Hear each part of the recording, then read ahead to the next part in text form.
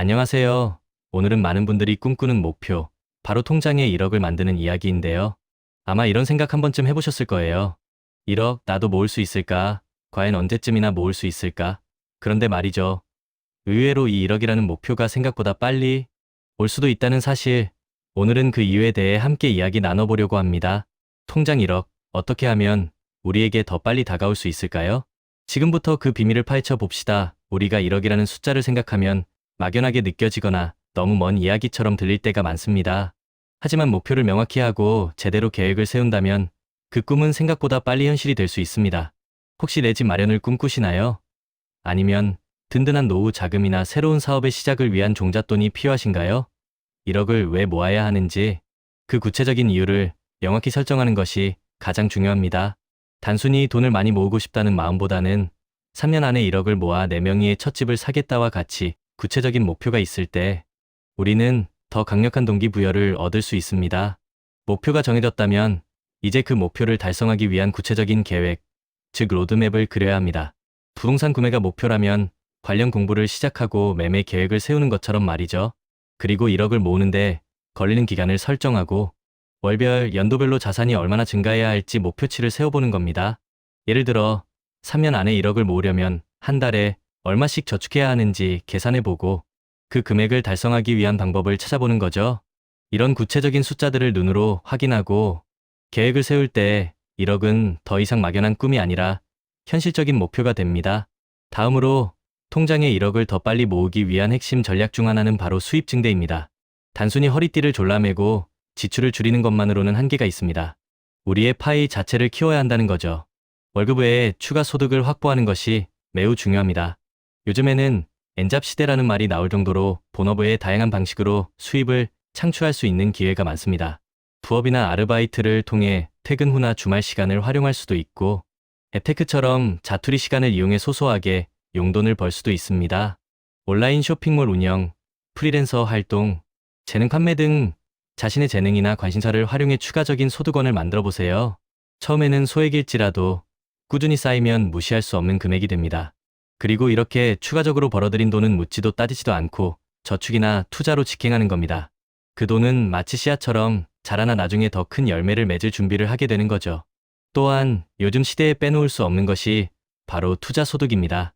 주식, 암호화폐, 펀드, 부동산 등 다양한 투자 방법을 통해 자산을 불려나가는 것도 1억 모으기를 앞당기는 중요한 방법입니다. 하지만 투자는 항상 신중해야 합니다. 무턱대고 시작하기보다는 재테크 관련 서적을 읽거나 강연을 듣는 등 충분히 공부해서 금융 지식을 쌓는 것이 필수적입니다. 공모주 투자, 달러 투자, 배당금 등 안정적인 수익을 기대할 수 있는 다양한 투자 기회들을 탐색하고 자신에게 맞는 투자 포트폴리오를 구성해 보세요.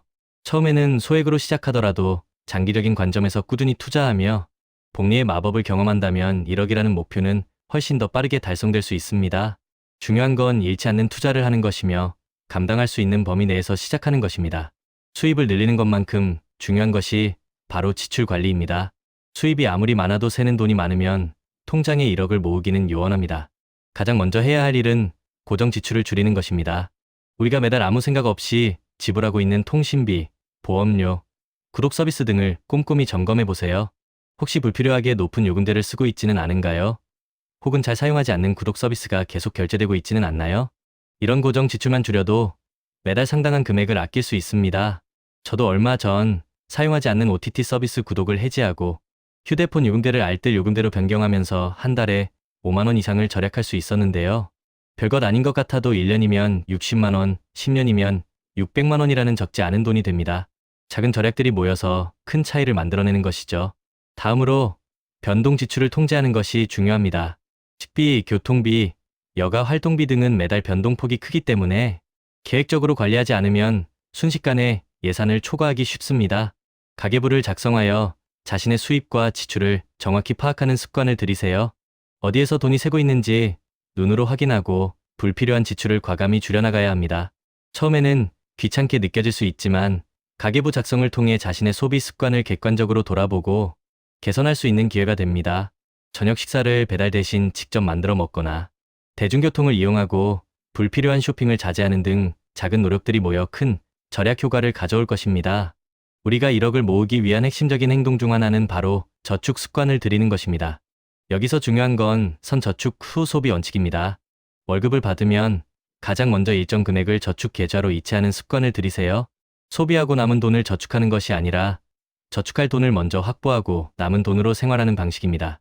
이를 위해 자동 이체를 적극적으로 활용하세요. 매달 일정 금액이 급여일에 맞춰 자동으로 저축 계좌로 이체되도록 설정해 두면 의도치 않게 저축이 누락되는 일을 막을 수 있습니다. 저축 목표 금액을 설정하는 것도 중요합니다. 매달 얼마를 저축할지 구체적인 숫자를 정하고 그 목표를 달성하기 위해 노력하는 거죠. 예를 들어 이번 달에는 50만 원을 저축하겠다는 목표가 있다면 그 목표를 달성하기 위해 지출을 조절하고 추가 수입을 만드는 동기가 됩니다. 또한 자신의 소비 성향을 파악하고 계획적인 소비를 통해 재정적 독립을 이루려는 노력이 필요합니다. 충동적인 소비를 줄이고 꼭 필요한 것에만 돈을 쓰는 습관을 들이는 것이죠. 1억을 모으는 과정에서 다양한 투자 방법을 활용하는 것도 매우 효과적입니다. 단순히 은행 예금이나 적금에만 의존하기보다는 정부 지원 정책이나 세금 혜택을 받을 수 있는 상품들을 적극적으로 활용해야 합니다. 예를 들어 청년 우대형 청약통장은 일반 청약통장보다 높은 이율과 비과세 혜택을 제공하여 청년층의 자산 형성에 큰 도움을 줍니다. 또한 청년 저축 계좌나 희망, 적금 같은 정부 지원 상품들도 잘 찾아보면 목돈 마련에 유리한 조건을 제공합니다. 세금 혜택을 받을 수 있는 상품들도 놓치지 마세요.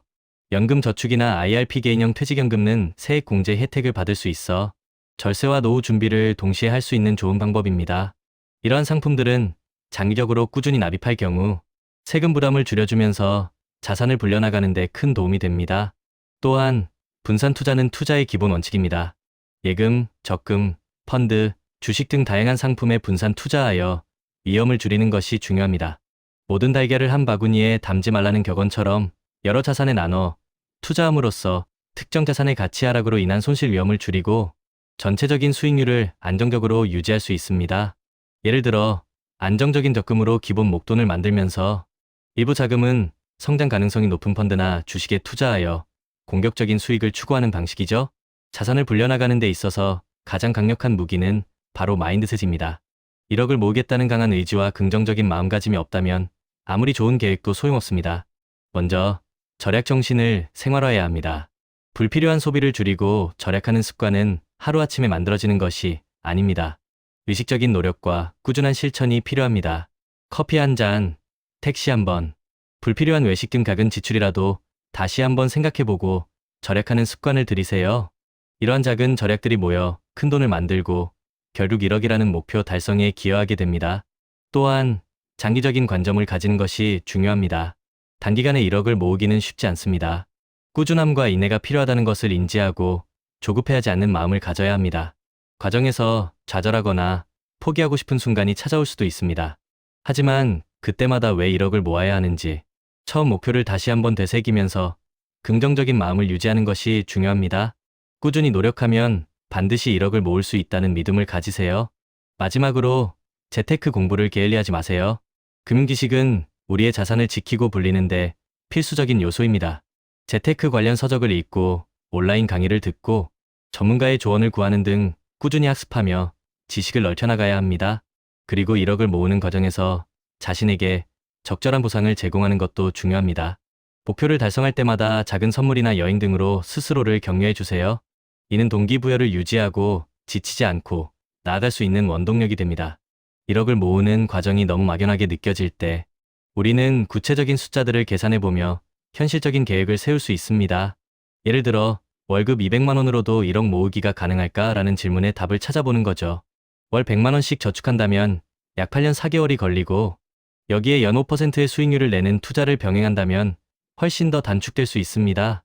중요한 건 자신에게 맞는 현실적인 목표와 방법을 찾는 것입니다. 어떤 사람들은 1년에 1억 모으기를 목표로 하기도 하는데 이는 쉽지 않은 목표지만 불가능한 것 또한 아닙니다. 부부가 함께 노력하고 다양한 소득원을 적극적으로 활용하며 지출을 철저히 통제한다면 충분히 도전해 볼 만한 목표가 됩니다. 실제로 최저시급으로도 4년 만에 1억을 모은 사례도 있다는 것을 기억하세요. 결국 중요한 것은 얼마를 버느냐보다 얼마를 모으고 어떻게 관리하느냐입니다. 1억을 모은 후에는 단순히 그 돈을 쌓아두는 것이 아니라 자산 관리 방법을 배우고 실천하여 자산을 더욱 늘려나가야 합니다. 1억은 종잣돈으로서 더 큰 부를 만들 수 있는 기반이 됩니다. 이 돈을 어떻게 운용하느냐에 따라 우리의 자산은 기하급수적으로 불어날 수 있습니다.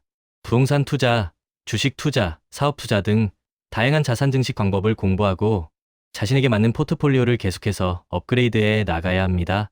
통장에 1억을 모으는 것은 단순히 숫자를 채우는 것을 넘어 우리의 재정적 자유를 향한 중요한 첫걸음입니다. 명확한 목표 설정과 구체적인 계획, 수입 증대, 철저한 지출 관리, 올바른 저축 습관, 현명한 투자 방법, 그리고 긍정적인 마인드셋까지 이 모든 요소들이 조화롭게 어우러질 때 통장 1억은 생각보다 훨씬 더 빨리 우리의 품으로 다가올 것입니다. 여러분도 오늘부터 통장 1억을 향한 여정을 시작해보세요. 분명 생각보다 빨리 그 꿈을 이룰 수 있을 겁니다. 포기하지 않고 꾸준히 노력하는 여러분의 멋진 재테크 라이프를 응원합니다. 함께 부자가 되는 그날까지 파이팅!